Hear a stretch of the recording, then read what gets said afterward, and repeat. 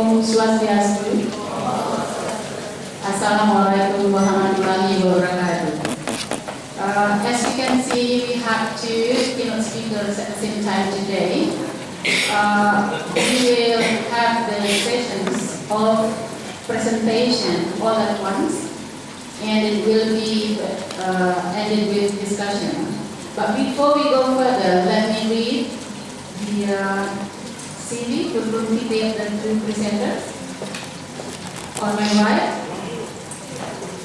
is Bapak Inyoman Udayana, MLit PhD. He graduated from Udayana University and he finished his master's degree in Sydney University, Australia in 1995. He finished his PhD degree in the University of Texas, United States in 2013. He has a lot of publication and also research in the area of syntax and discourse. And at the moment, he is a lecturer at Udayana University. The next one on my left, as you know, is Ibu Dr. Anda Luhutu Artini, PhD. She finished his S1 degree in FKIP Udayana University. Finished her master degree at Latrobe University, Australia, and finished her doctorate degree at Newcastle University, Australia. He has 4 years experience in teaching languages and culture in Spain School, New South Wales, Australia. She is a consultant in English for primary school, Department of National Education from 2008 and 2011. Has experience having short courses in children literacy in Indiana University in 2010, and also has experience on short courses in bilingual education in Leuven Education College, Belgium, 2011. At the moment, she is a lecturer in English Education Department and also did a lot of research and international publication. Well, ladies and gentlemen, each of the presenters will present her paper in about 1 hour, but 45 minutes will be used for presentation, and after that, 15 minutes will be used for QA, questions and answers. Okay, ladies and gentlemen, please welcome Bapak Inyoman Udayana for the first presenter.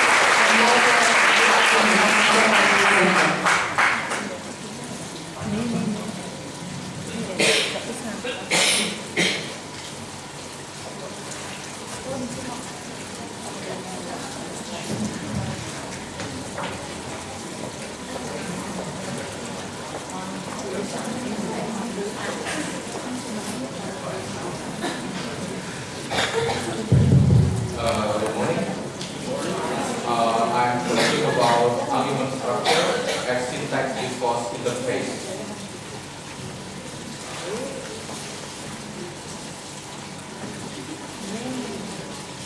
So although it sounds different from, let's say, that talk on English language teaching, I think argument structure as syntax discourse interface have its implication for English language teaching in particular and language teaching of any language teaching in general.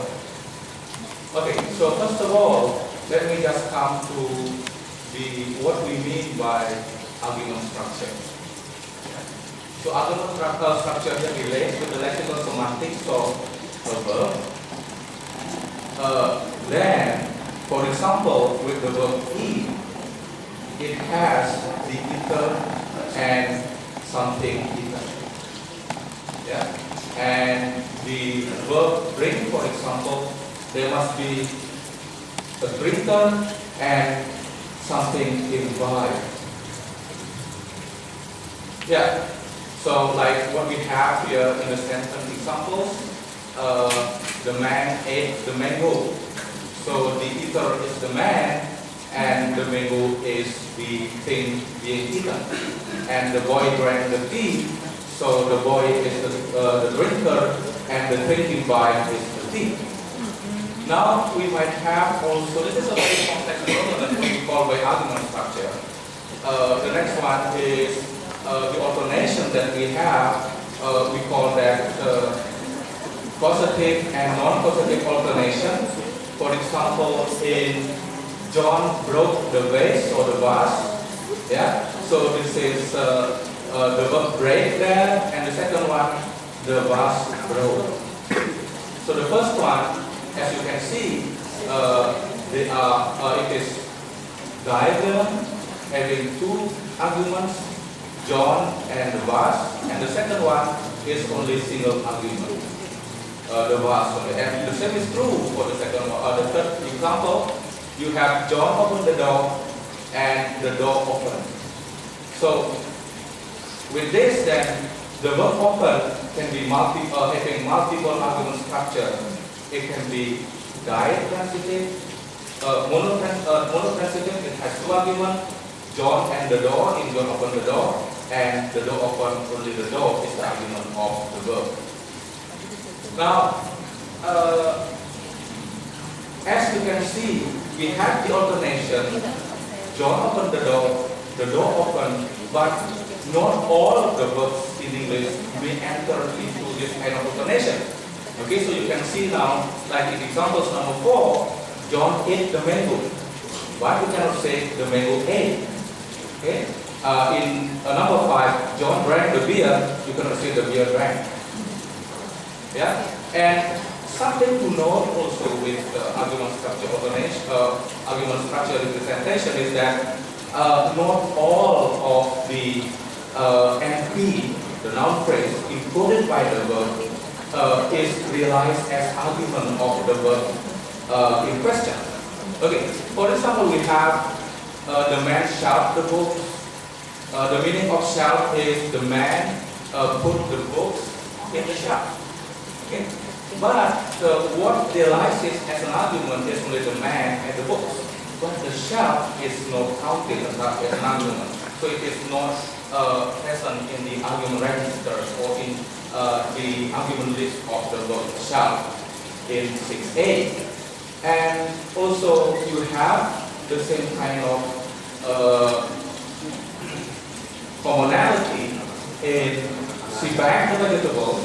What is the meaning of bag? To bag is, in this case, she bagged the vegetables. She put the vegetables into the bag. Okay. So what the bag here as locative with respect to the meaning of bag is not realized as an argument. Okay. So now, if then you just try, you attempt to insert in 6a the shelf and the bag, and the resultant sentence are bag. Okay. So here in conclusion, argument structure or argument realization is not a simple matter. Okay. So it is not only displayed by lexical semantics of a word, but rather it may exhibit an interface or an effect between syntax and discourse. This is what then I'm going to talk about further here in the paper. Okay.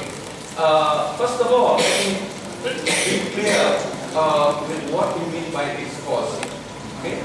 So first of all, I need to clarify what is the notion of discourse and discourse context.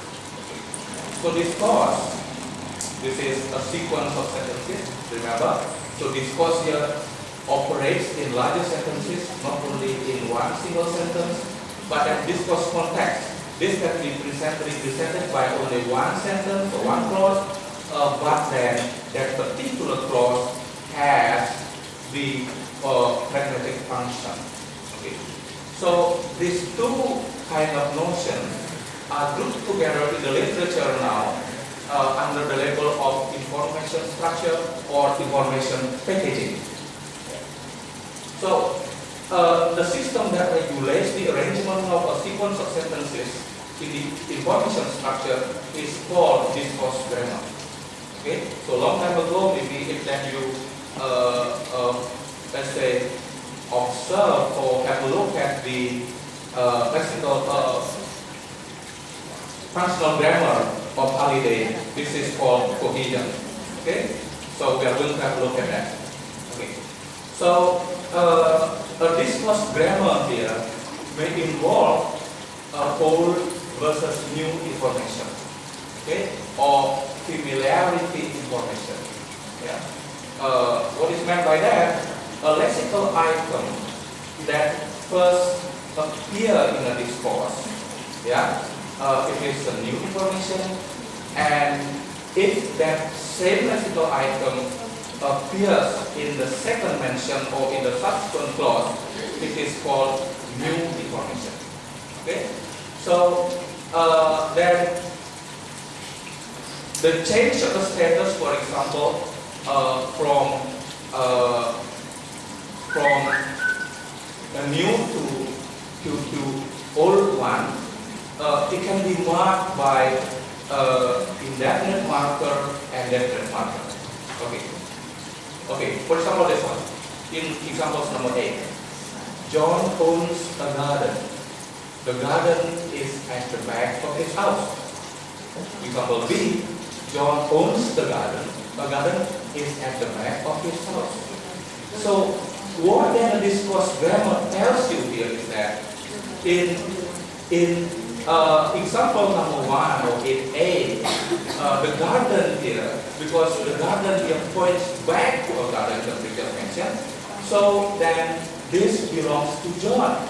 But it is hard to get this same interpretation in the second one. Look now, we have John owns the garden, new information marked by definite article. But then in the second one, a garden, so we have indefinite article, so there's something new. So then the reader may be confronted with confusion.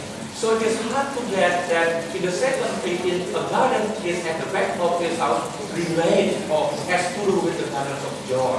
Okay. So it is that what this discourse grammar is about. Okay. Now, closely parallel to this definiteness concern demonstrated and verb. Okay. You have here and there, as you know, that here is something that what located close to you. Yeah, but then in there, this is something far from you. Okay. Now let me have an example from Halidi and Hasan. Okay. Do you play croquet with me today? I should like it very much, said Alice. But I haven't been invited. You see me there, said the cat and vanished. Okay. Now what we are interested in looking at here. So here, there, okay? In the last sentence, you see me there. So there here has a cohesive relation with croquet, okay? So then here, there must be interpreted as the game of croquet, okay? And this is another, again, how discourse grammar works. Okay. So now, discourse grammar extends to information structure or information packaging involving passive clauses. So the passive, as you know, so the underlying object of the active clause becomes the subject of a passive, and the underlying subject goes into pre-clause action marked by phrase or the PP. The by phrase, the agent by phrase here is omissable. Okay? So the reverse syntactic position now in the derived clause, which is called passive, makes the information related to the position naturally changes. What I mean by that? Look, the book was bought by John. In English now, the book was bought by John is judged as more felicitous than a book was bought by John. Why? Because if you notice the shift here, the derivation, so the active, in the active clause, you have John bought a book. Okay? So a book here is new information. If then you turn the clause into passive, then a book becomes definite. So that's why the outcome, the upshot here is that in 11, definite article with the subject of the passive is considered more felicitous. So hence I just give the mark with hash. Yeah, you think that it is less felicitous than the definite marker. So another operation undergoing grammatical function demotion is what is called antipassive. Okay, so it can be claimed that antipassation can be subsumed under this information structure notion. Okay, so antipassive here quite goes into a different direction as passive, hence the name is different, right? So the underlying object of the active clause goes into peripheral function marked by a known for case or by preposition, and this can be communicable. And the underlying subject remains subject of the entire passive. Okay. So we are going to have a look at this kind of phenomenon in argument structure realization at syntax discourse interface. Now, let me start by dummy 8. Okay. So dummy 8, or what you call MP8, plays a very important role in argument realization in English syntax. Okay. One of the examples is exhibited by the effect of familiarity information. Okay. So, for example, I simply write here the sentence number 13a. I have been to Sydney and I liked it there. Okay. So now, as the discourse rule implies, if then I attempt to have a sentence like this, I've been to Sydney and I like Sydney. So I just asterisk this in the sense that in English we cannot repeat. In the second mention, the NP must be turned into a pronoun. Okay, hence I just asterisk it. Okay, and the same is true in 13C. I've been to Sydney and I like there. So what is going on here with number C is that I've been to Sydney and I like there. So if you have to look at the verb like, so you have in terms of the argument structure realization, what you are supposed to have here is the liker and the liking. Now it turns out that the liking is absent in the argument. Okay, but it is substituted by that. So then the actual argument of the word like is not satisfied. Then I asterisk C. Yeah. So to circumvent the problem here in 13a, for example, in English we just say I've been to Sydney and I like it, for example. So what is the difference between 14 and 13a? Yeah, so Sydney here is substituted by the pronoun. Okay, but in 13a, Sydney is changed into demonstrative pronoun there. Okay, so there is an important difference now. If then you just take I like it there and I like it, okay, or Sydney and I like it. So here the difference is that in Sydney I like it there, so it implies that you've been to Sydney and you like it being there. But if just Sydney and like it, maybe you never been to Sydney in isolation in Sydney and I like it. So it is just you just saw the picture, for example, of Sydney.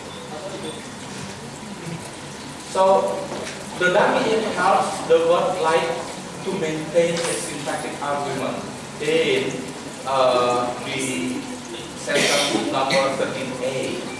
Yeah. So the likely is now realized, so that you got on the surface syntax you have I've been to Sydney and like it there. Yeah. Now let's so if then you don't have the dummy it in English, yeah.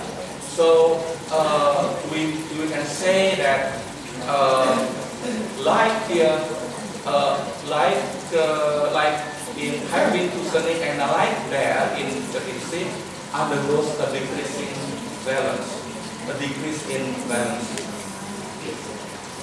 Now, you might suggest the idea that languages, whatever it is, like Indonesian for example, we do not have the impersonal it. Okay? Yeah? So, or dummy it. Then, saya pernah in number 15 example, saya pernah ke sini dan saya suka di sana is grammatical. Okay? So this is then the comparison that we might make. Okay? So now saya pernah ke sini dan saya suka sini is also okay, alright. Why? Because maybe you have the idea this discourse rule in the language is different from one language to another. Okay? So for example, you say in Indonesia, saya mempunyai rumah, ya. So rumah saya kecil, saya mau menjual rumah saya. So in the second mention, you can just have the NP rumah saya, rumah saya, rumah saya. But in English, the picture is different. So I have a house. The house is very small. I'm going to sell it. Yeah. So it is in somewhere you got to the next mention. I mean, so you got to change it into a pronoun it, and English has it, but Indonesian does not have it at all. Yeah. So here then we can say, we can repeat the MP in 16. Saya pernah ke sini dan saya suka sini. I do not asterisk the sentence because Indonesian allows repetition. Yeah. So this is then a contrast difference between the discourse situation in English and Indonesian. Okay. Now turning back to English. Okay. It is quite common practice that a subject constituent in English is filled by a clause, precisely that clause. Okay. The clause can be packaged in such a way that the subject is realized by dummy it, and the that clause is extraposed. Okay. So now I just taken the example from Adderstone and Coulomb. That was equated with her. Okay. So this is the canonical example of the sentence, but then you can package that